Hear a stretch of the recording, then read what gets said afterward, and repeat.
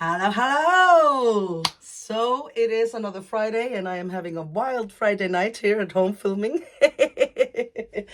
Today I want to do something that I've been meaning to do for ages, and that is color theory. La la la la la.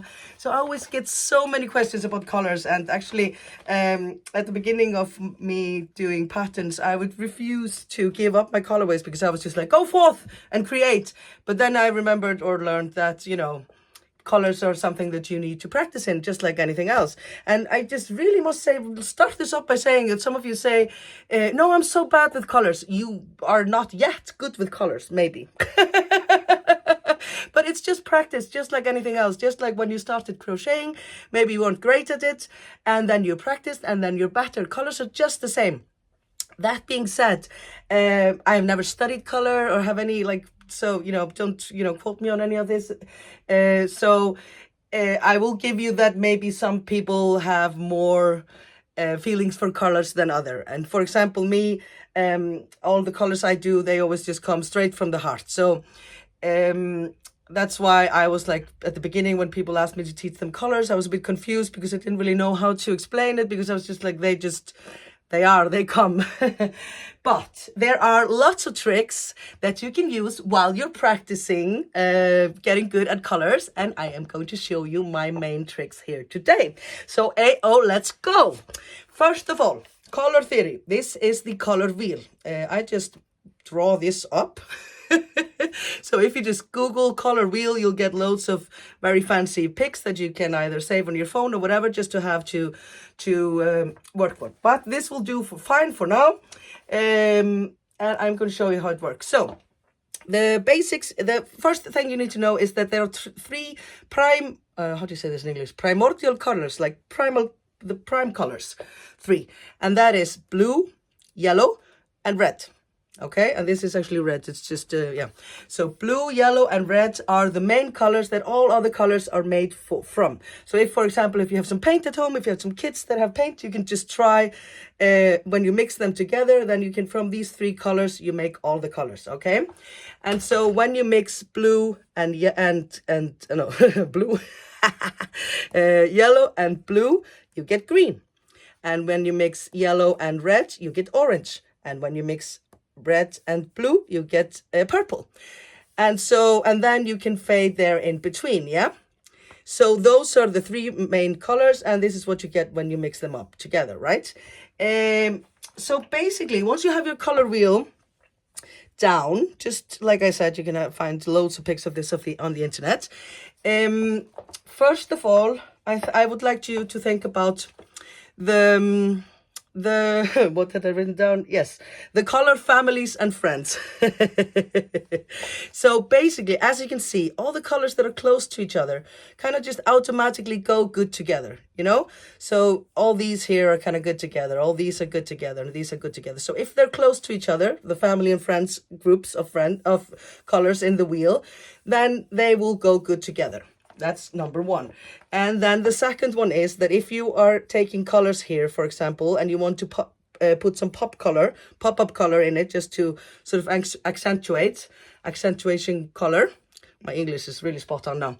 Then you go on the opposite of the wheel. So like, for example, for yellow, that will be purple or pink or blue. Well, yeah, no, blue is orange, and then yellow is purple, for example. So that's the extra color. So if you're going to, for example, take some colors here, and then you want to pop up, then this is good it's the opposite color, basically. So that really accentuates both of them when you put them together.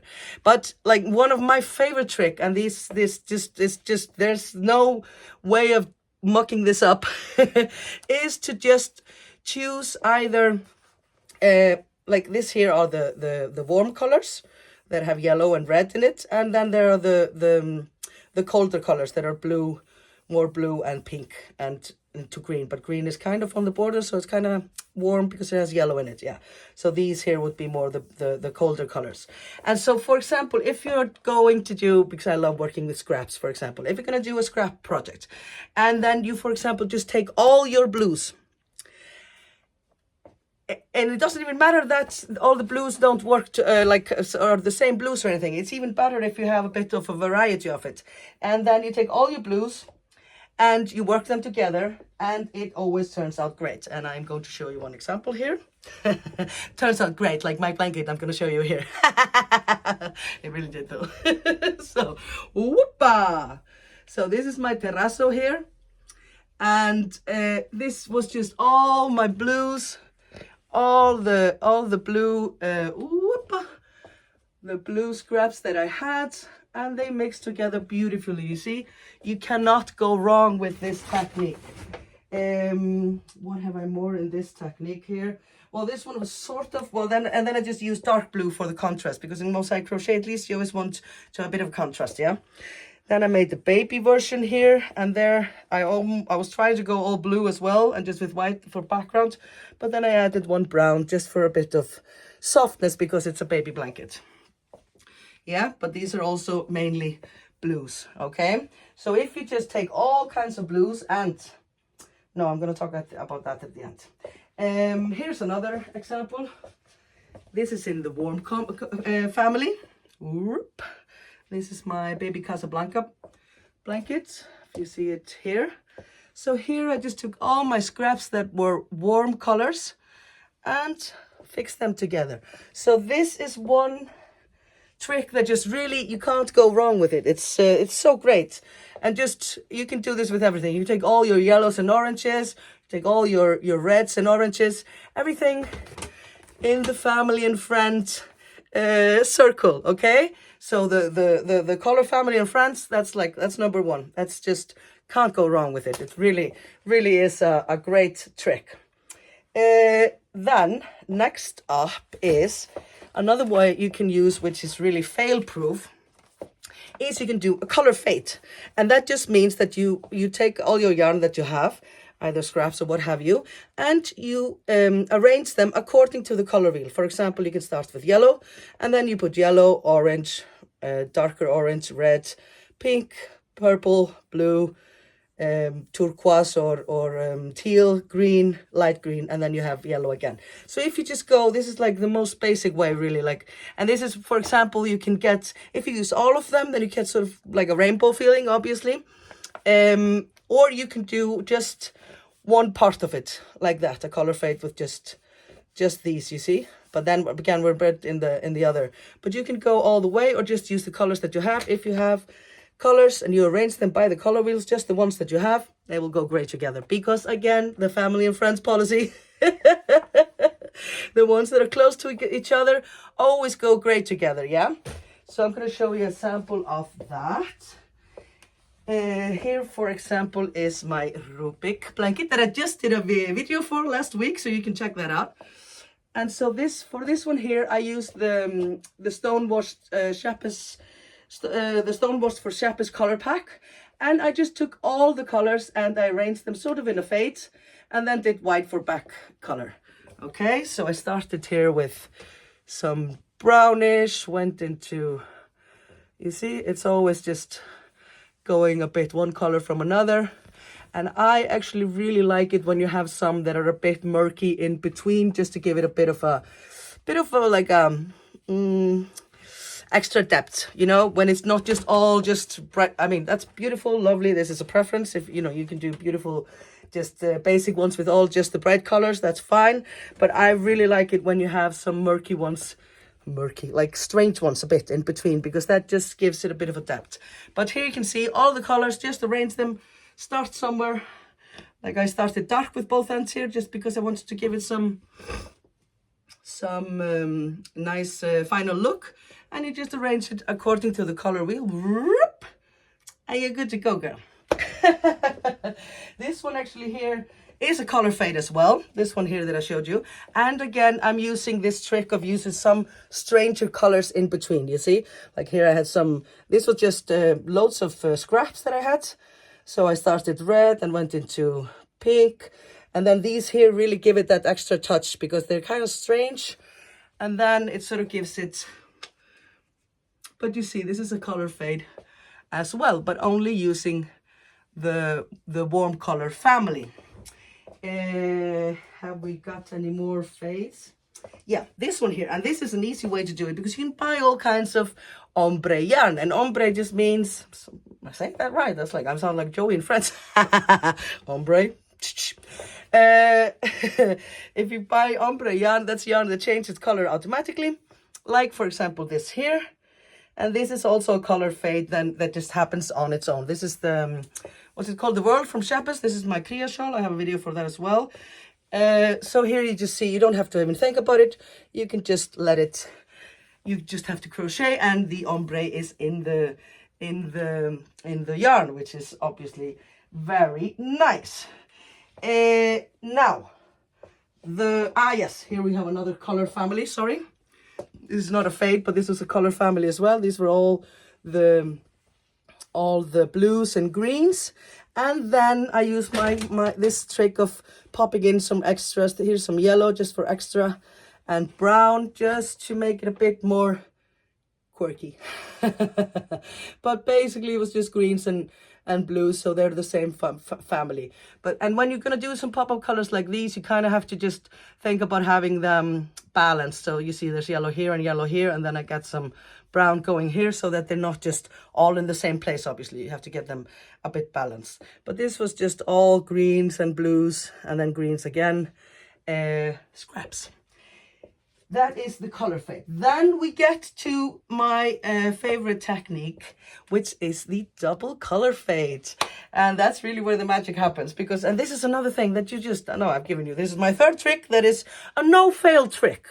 You got this. And that is when you do then, you start with, you fade both colors, like, because this is almost like crochet, so we're always doing colors A and B, or like main color and then here I fade both colors.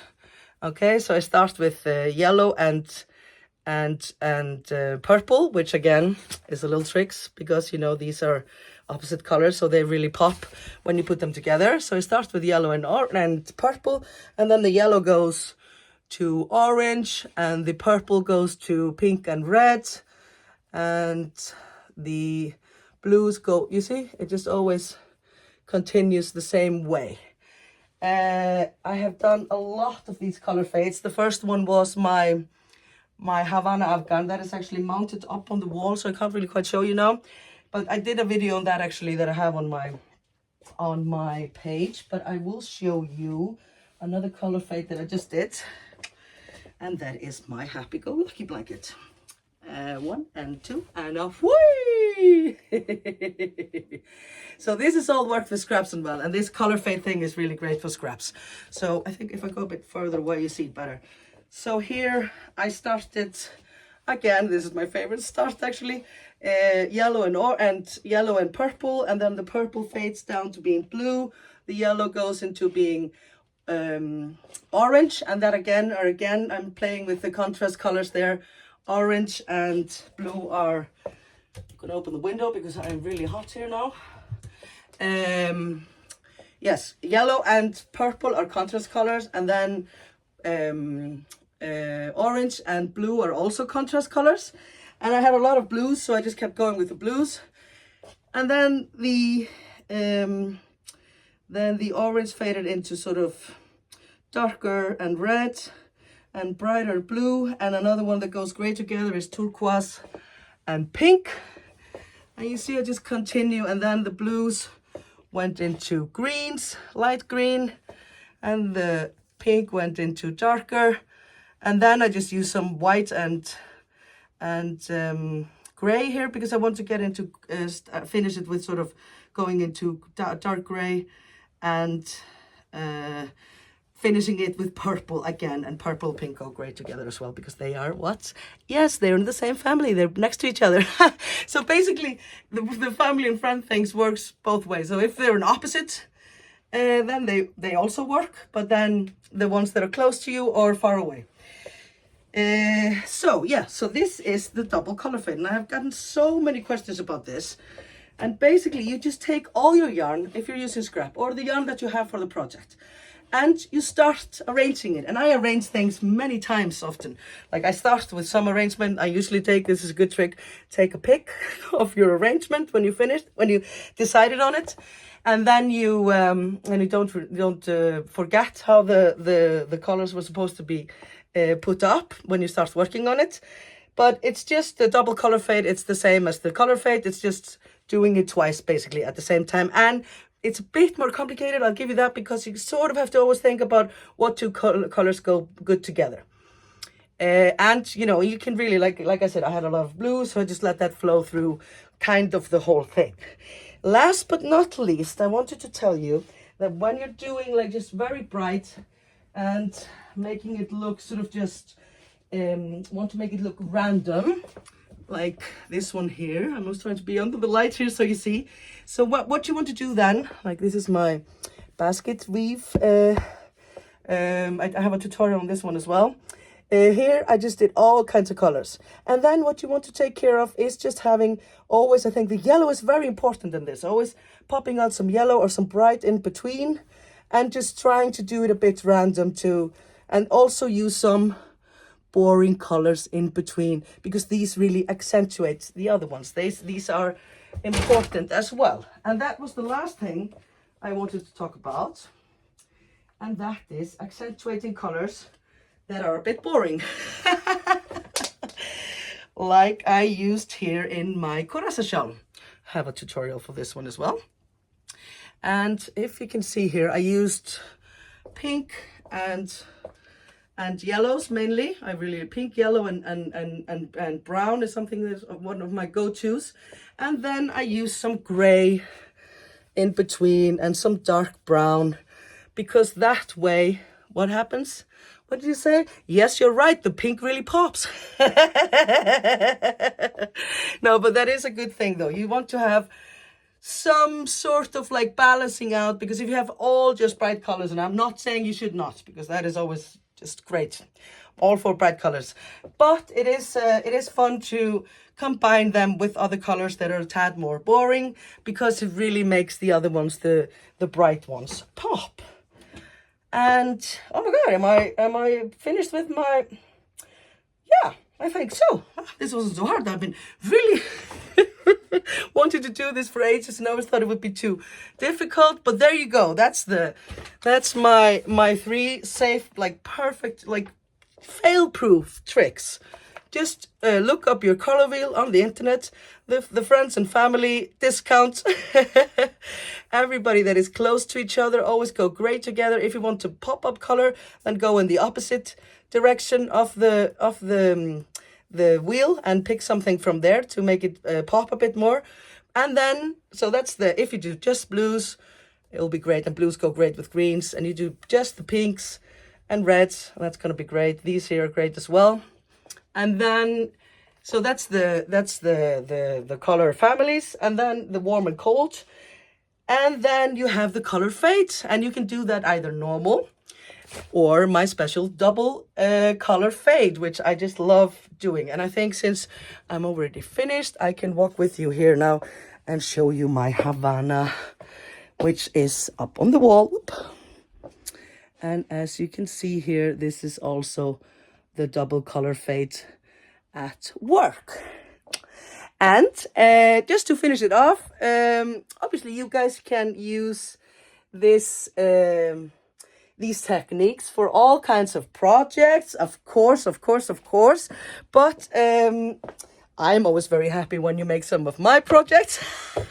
Sorry, I'm not usually pimping my stuff, but you know, if I don't do it, who's gonna do it? So you can use this for whatever you're doing, but I would love to see you work these color theories on some of my patterns. And to make that more likely, I'm gonna pop a little discount code here in the text below, and you get a one-time use per person coupon for 50% off. So just think wisely about it. You can only use it once, so if you can buy like a few patterns at the same time, then it really counts if you get 50% off. And I'll let that run until end of May. So for a whole month, if you're watching this for the first month of the video, then you can get that little discount codes and go shopping and hopefully try out some of my color tricks on some of my patterns, like for example the terrazzo, which is always good fun, or just any of them, or just do whatever you want with it and have fun. That is the most important part. And I'm just gonna say happy weekend, everybody, and toodaloo, hasta la próxima. Hey!